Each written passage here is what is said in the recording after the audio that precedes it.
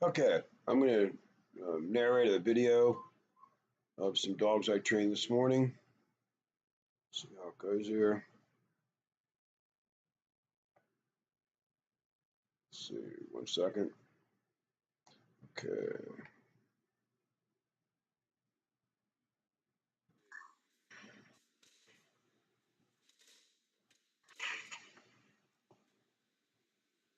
Okay, I've got 2 English Bulldogs. It's the second session I've worked them. I'm setting up the camera here in the training room. Benny's the dog in the corner, very happy, very intense, strong-willed golden doodle. That's a female bulldog right there. She's having hip problems. She's on Rimadyl and another medication. She's doing well. So I think I work her first. See what happens. The most important thing I do with these dogs is teach them to calm down and pay attention. To learn to ignore distraction. I'm their leader and they work for me. And I transfer that authority to the owners when they come in for their first lesson, appointing them leader, and then teaching them 15-minute exercise, how to maintain their status, authority, and establish a good line of communication with the dog. Let's see.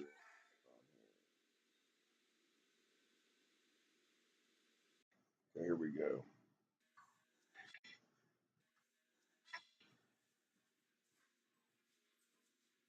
Gonna work Benny first. So he tries to jump on me. I just kind of nudge him. I don't say a word. I kind of move my knees like I'm in a marching band. You saw me do that. So he doesn't approach me. He's learned. Put on his collar, unhook him off the stall chain. No, I think I take him right out and give him a quick command. Not sure. Yep. No warm up. I want to see if he's paying attention. Now he lives with that bulldog. All these 3 dogs live together. And when Benny first got here, he was a kangaroo. He was jumping 5 feet in the air, trying to knock you off your feet. He was here prior for training. This is a refresher.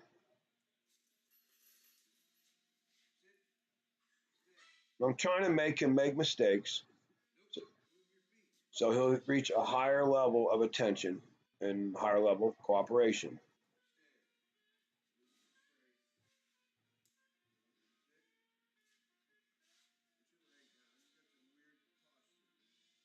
I'm just straightening up his sit, telling him what I want, showing him what I want him to do.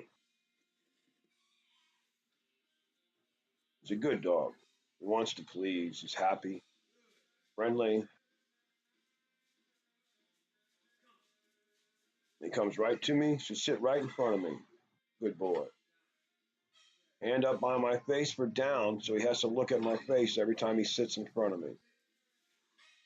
He slides into. Got a lot of unnecessary movement I'm trying to stop here.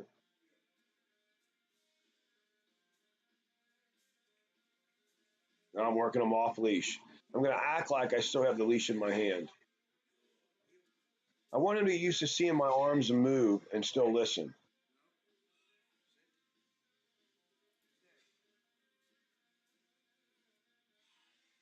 So I kind of drop the leash, pick up the leash, work with them. I get them used to seeing the leash on the floor, not in my hands. My hands are moving.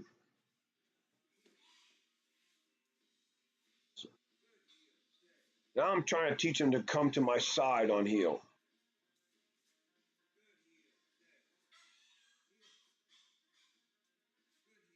So I do it 2 different ways, from in the front and then on the side. Just introducing that to him. Again, come to my side when I say heel. Now I'm telling him stay means freeze. So I use stay to teach the stand. I walk around him because I want him to understand stay there no matter where I go in your perimeter. Good boy.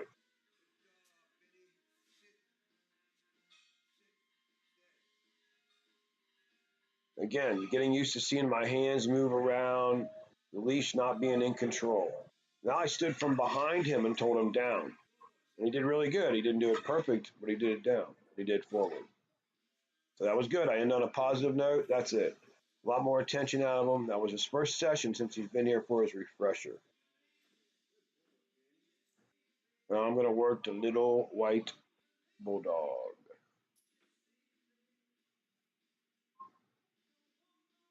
It's very important that you let these dogs decompress after training, whether it be um, on a stall chain, in a crate, just drop the leash and ignore the dog.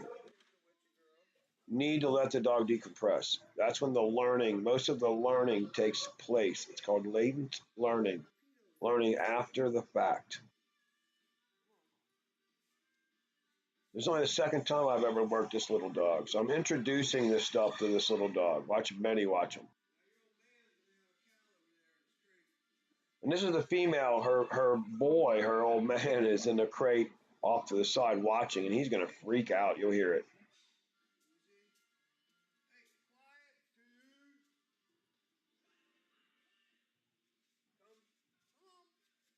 So I'm introducing the circle, 3 sits, or 2 sits, I believe here, and sit stay to the dog.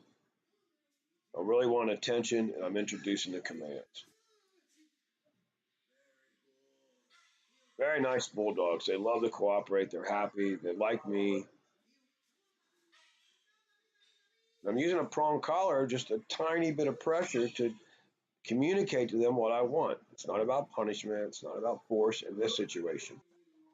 With this dog, it's not about force. It's not about punishment. Listen to her old man. Blah, blah.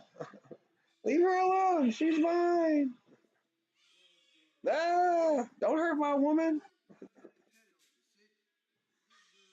Ah, help. Call a SWAT team.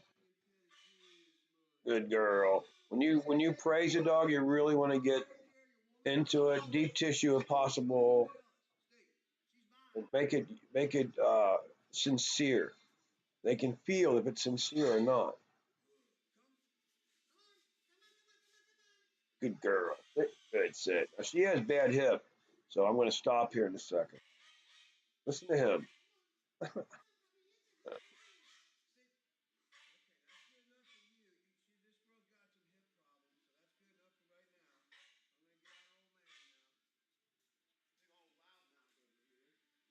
Yeah, I'm going to go get the other dog. I take her, I put her in her crate for decompression, and they're in the same crate.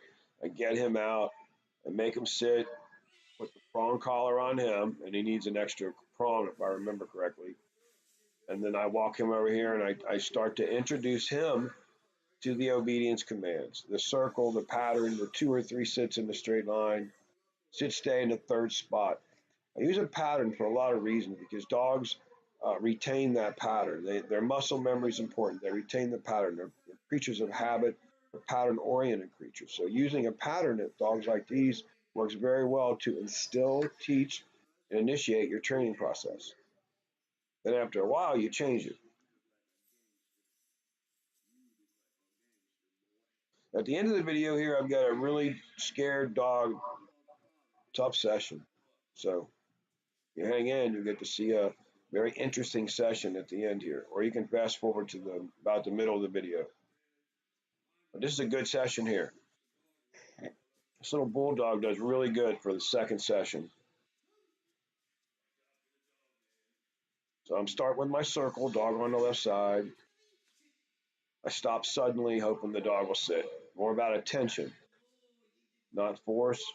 And the praise is unique. Sincere and deep tissue.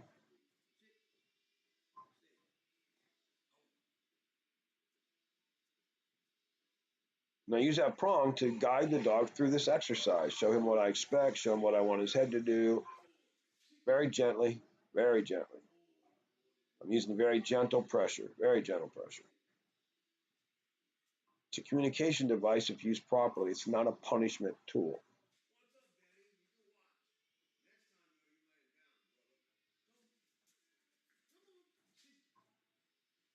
Good boy. left leg first. Sit. I whistled there to get his attention, and he sat. Attention is everything. Once you get a dog's attention, heel, sit, stay down. It's not that difficult usually. You use the obedience to get more and more attention, which gives you more and more cooperation. That's what I do anyway. It works for me.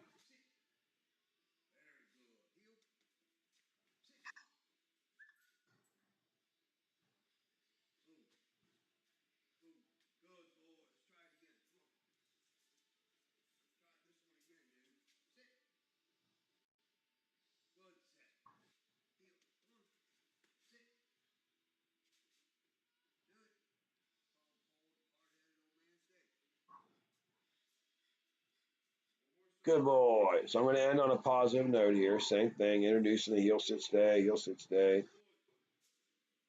Next lesson, I start doing down.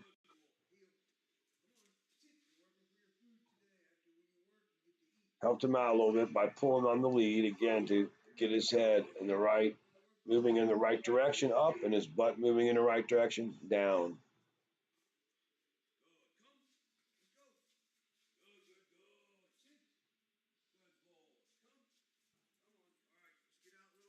That's good enough. Now we'll get out the next dog. This dog was so afraid when it first came in that the dog's really hard to train. It took me a week to get the dog to sit.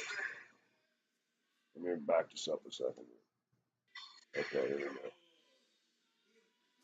Now I'm using negative stimulus to motivate this dog. There's no doubt about it. This dog knows this stuff now. I'm trying to bring the dog out of it. He's fighting me on that collar there. He resists it. I use my knee to nudge him into the correct position. He thinks I just had a spasm, but he respects it.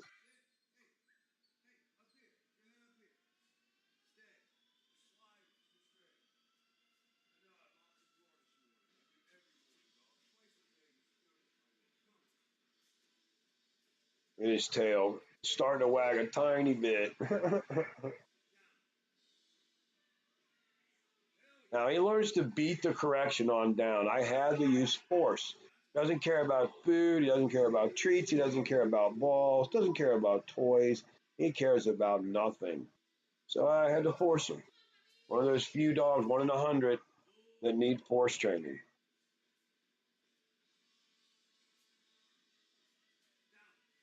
I'm going to tap the leash here. No, I acted like it. I moved my feet around, and he knows I might tap that leash. So when I move my feet around right now, he's like, uh-oh, I better lay down. That's what's going on. He goes into avoidance. Avoidance meaning he wants to avoid a correction, and one of his options is to comply. That's what I count on. In this case, with this dog.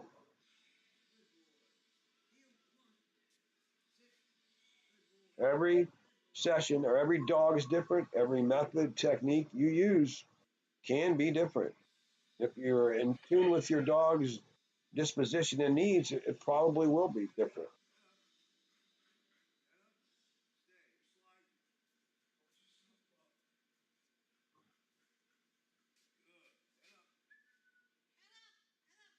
Using a leash to keep his head up. A dog will maintain whatever posture you put him in, usually in training. Your muscle memory is that defining.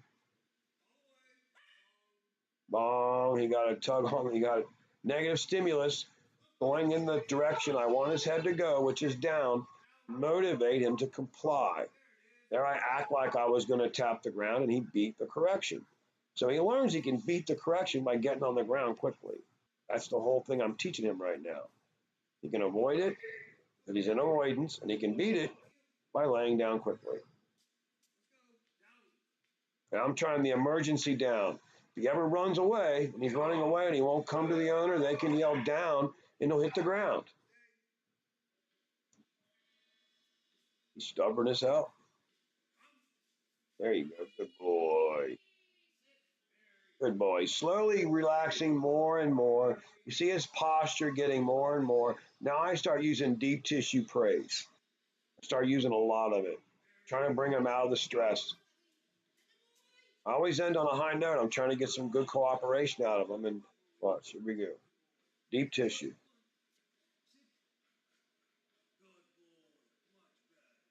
So I'm trying to take the stress out of how difficult this session is. It's not easy for me either. But the people pay me to get results, not to do what's necessary. They pay me to do what's necessary. He's a sweet dog. He's just a hard head, knucklehead. Watch, here we go. Boom. I acted like I tapped the ground. He laid down to beat the correction.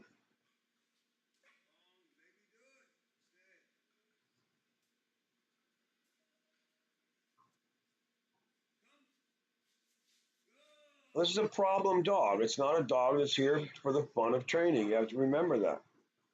Anybody's trained dogs for trained problem dogs knows that sometimes force is the only option. I tapped the leash twice, and the third time I tapped the ground. And he lays down, beating the correction. I'm going to tap the ground. See? My little foot moves. Stubborn as hell. He's making me force him. Here it's baby steps. He gets better, a little bit better every single time. He goes home tomorrow. He's going to about be right there to go. Be right there when he goes home. See me acting like I'm moving my leg, spasms, my knee. He sees all that. They are threats, no doubt. You don't lie down, I'm going to tap on the leash. It's really that simple. That yawn is called appeasement. He's not happy with what's going on right now. He wants to get up and go hide in his little crate.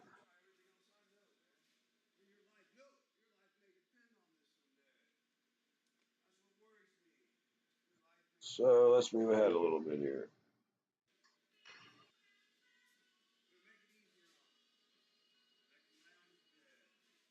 We're going to introduce the place command.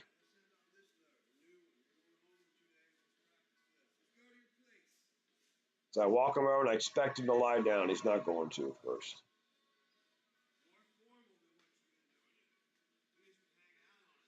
I'm tapping it gently. With gentle taps.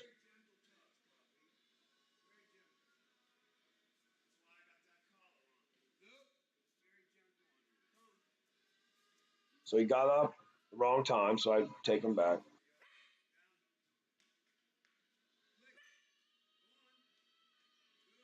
Boy. Again, I want to end on a positive note, so I forget how I wormed my way out of this. Let's see what happens.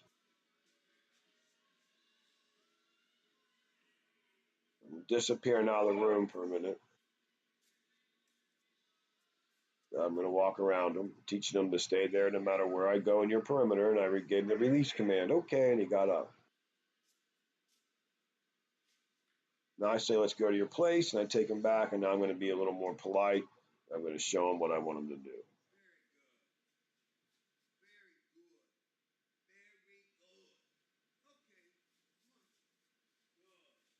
Usually at this point, I do it real politely 2 or 3 times, and I build up the negative stimulus gradually.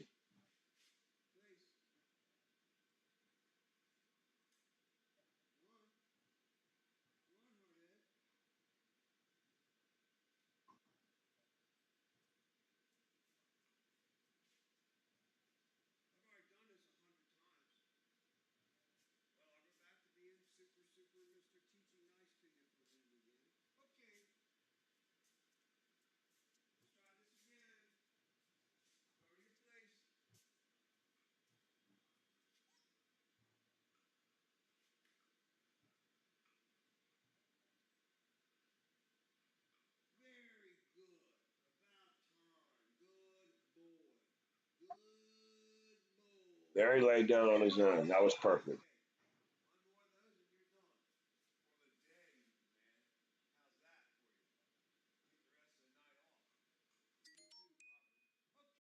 And on a positive note, that's it. More time.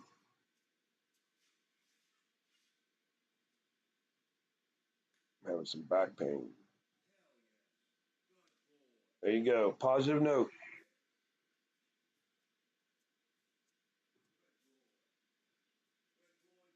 Very good.